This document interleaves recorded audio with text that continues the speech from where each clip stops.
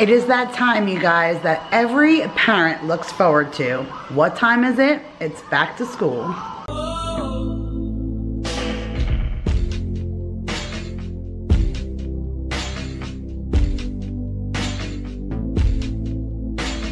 Hey guys, Kira here from 50 Shades of Mom, back to share another video with you guys.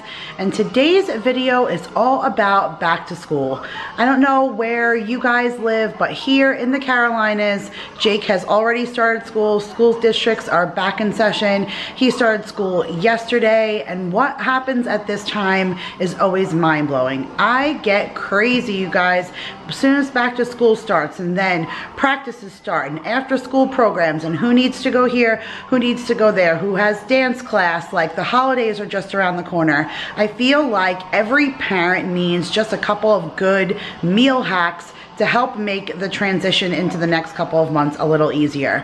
So I paired up with my girlfriend Amanda over at the Hot Mess Mom. You guys, I love her. She is so much like me. She is from New Jersey. I just love her attitude. She just, it feels like home when I'm listening to her. We shop in the same stores. She puts out a lot of the same videos. She's got 3 kiddos, 2 that are in school and 1 that just turned 1. I just love all of her videos. She's just, I'm really just growing to love her more and more every time I watch her. She's super funny. She's got great editing skills. So I'm sure you guys will love her just as much as I do. So I'll make sure, as always, for every collab, her information will be in the description box and at the end slate of this video. But I am so excited to do this because we both have some meal hacks. So between the both of us, we will be able to give you guys just a couple of easy tasks to get through the next couple of months as far as meals. So come with me. I'm going to share you a couple of breakfast hacks, lunch hacks, and dinner hacks.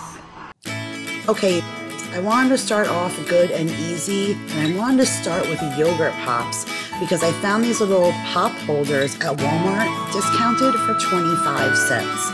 I thought these would be perfect to just layer some fruit and granola and yogurt and throw them in the freezer for the kiddos. So I have some great value, original vanilla low-fat yogurt. I have some of this awesome granola from Brandless. I have some raspberries and strawberries in here. These are my containers from the Dollar Tree that I love so much. And I got blackberries and some blueberries. So I'm just gonna start layering everything together and then we'll get them in the freezer.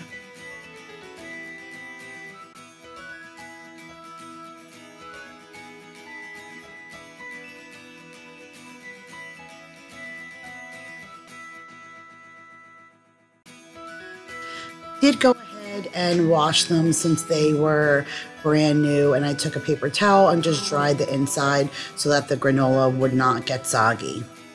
I did put the granola at the bottom because I wanted the little crunchy top, similar to like a king cone where the nuts are always on the top. But as much as I banged it down, I don't really think the yogurt stuck as much as I would have liked it to. So for future reference, I'm going to put a little bit of yogurt first and then sprinkle the granola and then go back and start relayering, just so I make sure that that granola gets stuck in there. There was some extra when we took the pops out.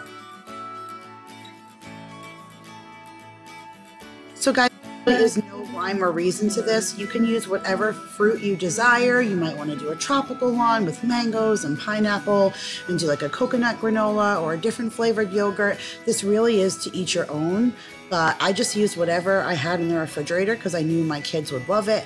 And I just alternated a spoon of yogurt, some fruit, a spoon of yogurt, some fruit.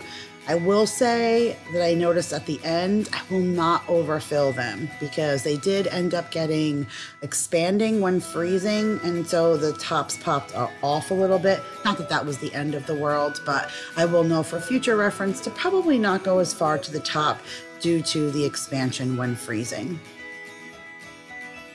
I did overnight and I popped them in the freezer last night. And boy, the kids were so excited this morning when they thought they were getting ice cream.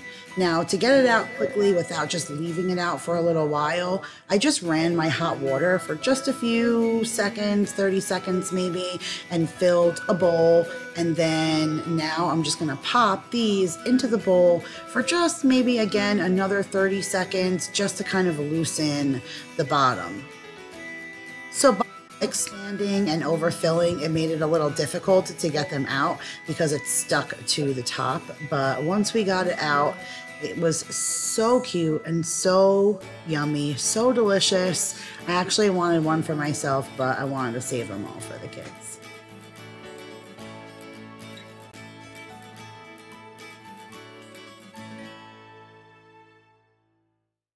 Mommy, eat your pop. What do you think? Is it good? I think. You think? You think it's good?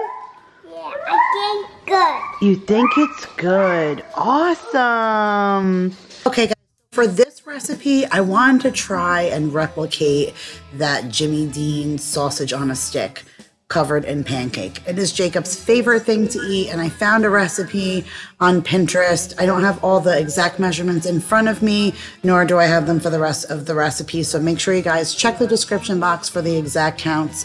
But you will need flour and some buttermilk. You're going to need salt, and you're going to need baking soda and baking powder. I do have some vegetable oil here. That's actually going into the mixture, but then I have some fry oil. I don't fry in oil often. I use my air fryer, but whenever we do, since it's not often, we just save it for a couple of uses. So this is my fry oil that we're gonna go back and fry the pancakes in. I have some sticks that they're actually going to go on, 1 egg, and then the sausage. So now let's get our batter going. So here I'm measuring out the flour, and then of course, when I actually want to make a cooking video, the only spoon that I can find, measuring spoon, was a 1/4 teaspoon. So I had to do several of them to get to the measurements that I wanted. But here we added all of our dry ingredients, including the salt, and we stirred it all together, and then we prepped our wet ingredients. Now their instructions were to make the wet ingredients right in a measuring cup since it would fit.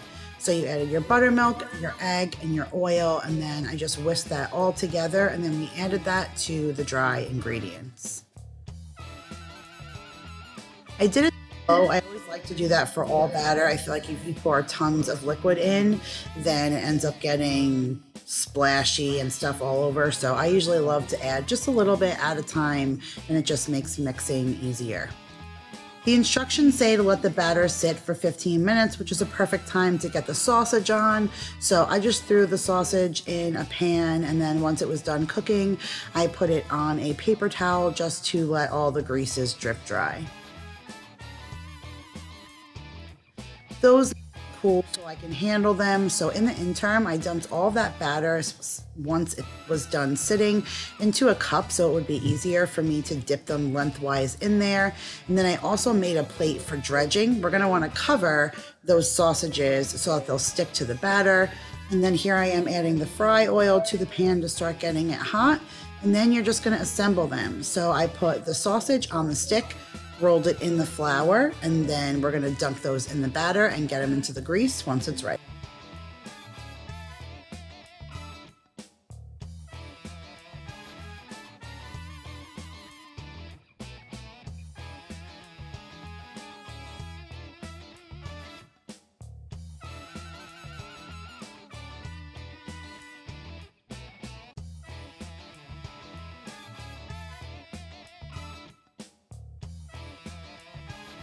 Once the oil was good and hot, I took the sausages on a stick and I dunked them into the batter. I did 2 at a time into the boiling oil, and I literally stood over them and rotated the sticks back and forth like I was roasting marshmallows. This way I can get a nice golden brown. This is the kind of thing you do not want to walk away from. You walk away from this and you're going to have burnt pancakes. So that was it for our breakfast hacks, you guys, and now we're going to move on to a lunch hack. I was going to do a bunch of sandwich hacks, being I feel that most people in a rush take sandwiches to school. My oldest hates sandwiches, my 2 younger ones will tolerate them, but they prefer a bento box style lunch. High protein, fruits, vegetables, hummus, that kind of thing. So I decided to do a protein bowl for you guys. My kids love them because it's like a treat, but it's really good for them and super filling. I had some really ripe bananas, so I chose to do banana nut, but the recipe that will be in the description box has 12 choices, you guys, like cranberry cranberry and almond joy. So good. So for this recipe, you'll need a banana, some honey. These are some salted peanuts from Trader Joe's. You'll need some vanilla. You'll need some organic oats, and you'll need some peanut butter. Well, it calls for nut butter. You guys can use any kind of butter, whether it be almond butter, peanut butter. You can even use the cookie butter from Trader Joe's. OMG. We're gonna start off by mashing our banana, and you're gonna mash your banana so good that it's like really creamy. You want it like as smooth as possible so it incorporates well.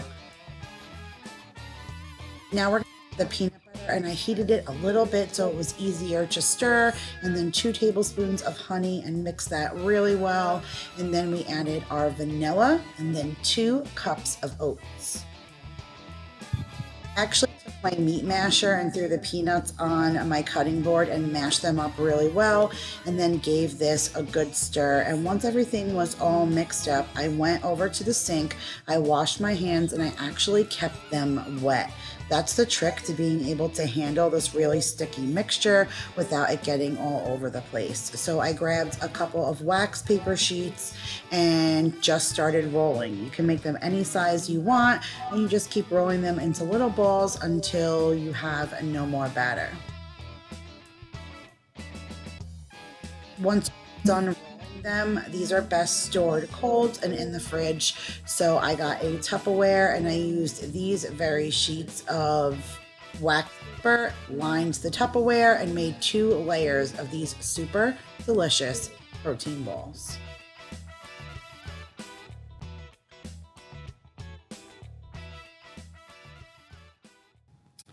Okay guys, so last but not least, we're on to our dinner hack.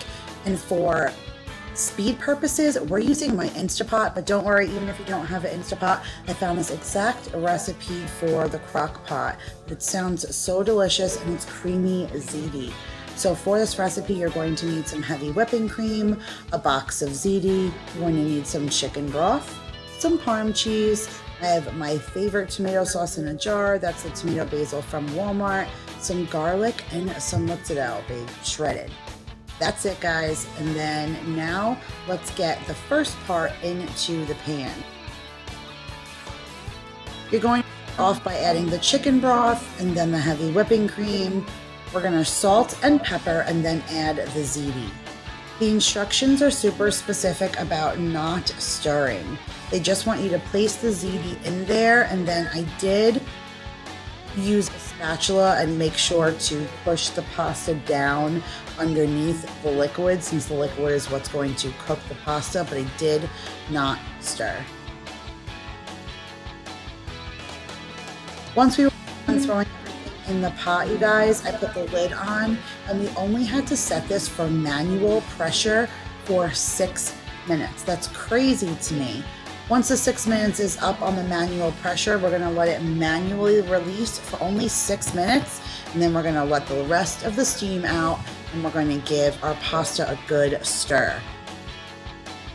Now the instructions say to add the cup of pasta sauce. I will say that once I stirred it, I felt like it needed a little bit more, so I did add a little bit more, and I felt like even afterwards I might have even needed a little bit more than that. So you guys will have to play with it on your own and see what works best suited for your family. But then I just added the cheese and mixed it up, and once you added the cheese, it just kind of held everything together, and it was so delicious, you guys, like good and cheesy. I don't know how it would come out in the crock pot, but I love the Instapot for this. This was a 1-pot deal, and then boom, just a little parm cheese extra on the plate. It really was delicious. This will definitely be a favorite of ours. However, like I said, I think next time I will probably double the sauce that they said, just because once it goes into the refrigerator, it's going to dry out a little bit for leftovers, and we are all about leftovers in our families. Hey guys, so that's it for my easy hacks. I know all of them were not easy. Those pancake things were a little complicated. Did not anticipate that going into this, but I know that they're going to be killer for Jake and just those easy moments in the morning where we're running late. Some things just take a little bit of extra time on the prep end, but they certainly make the other end of it a heck of a a lot more easier. So make sure you guys go and show Amanda some love and check out her channel, subscribe, see what kind of hacks that she has for mealtime. And again, guys, thank you so much for watching. If you are from Amanda's channel, thank you for coming over. I hope you'll subscribe and stick around. Again, we have a lot of the similar content, and there's so much food stuff on this channel. So if you guys like this, stay tuned. There's so much more. For everybody else, guys, you know I love you so much, and I'll see you all in the next video. Bye, guys.